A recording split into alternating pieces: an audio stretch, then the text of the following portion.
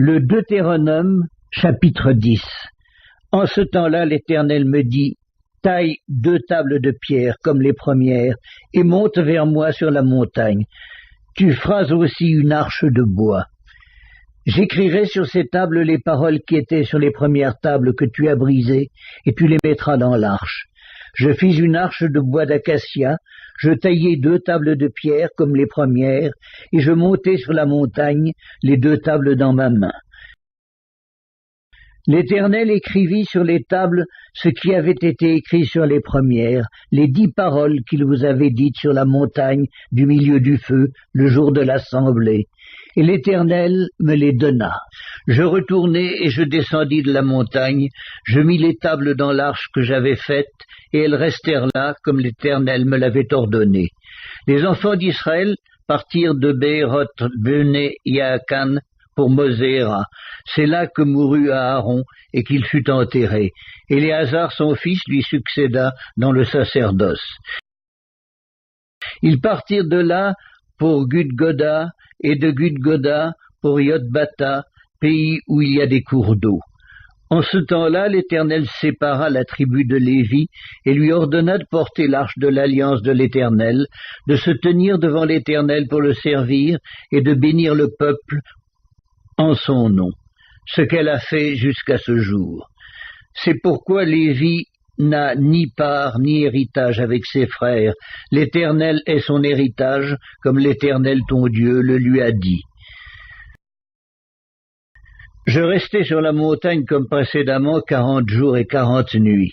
L'Éternel m'exauça encore cette fois, l'Éternel ne voulut pas te détruire. L'Éternel me dit, lève-toi, va, marche à la tête du peuple, qu'ils aillent prendre possession du pays que j'ai juré à leur père de leur donner. Maintenant, Israël, que demande de toi l'Éternel ton Dieu, si ce n'est que tu craignes l'Éternel, ton Dieu, afin de marcher dans toutes ses voies, d'aimer et de servir l'Éternel ton Dieu de tout ton cœur et de toute ton âme. Si ce n'est que tu observes les commandements de l'Éternel et ses lois que je te prescris aujourd'hui, afin que tu sois heureux. Voici, à l'Éternel ton Dieu appartiennent les cieux et les cieux des cieux, la terre et tout ce qu'elle renferme. Et c'est à tes pères seulement que l'Éternel s'est attaché pour les aimer. Et après eux, c'est leur postérité, c'est vous qu'il a choisi d'entre tous les peuples, comme vous le voyez aujourd'hui. Vous circoncirez dans votre cœur et vous ne roidirez plus votre cou. Car l'Éternel, votre Dieu, est le Dieu des dieux, le Seigneur des seigneurs, le Dieu grand, fort et terrible, qui ne fait point acception de personne et qui ne reçoit point de présent, qui fait droit à l'orphelin et à la veuve, qui aime l'étranger et lui donne de la nourriture et des vêtements.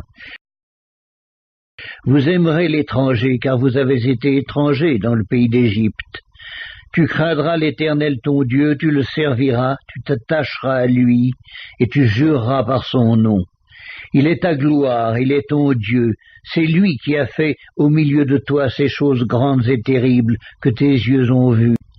Tes pères descendirent en Égypte au nombre de 70 personnes, et maintenant l'Éternel ton Dieu a fait de toi une multitude pareille aux étoiles des cieux.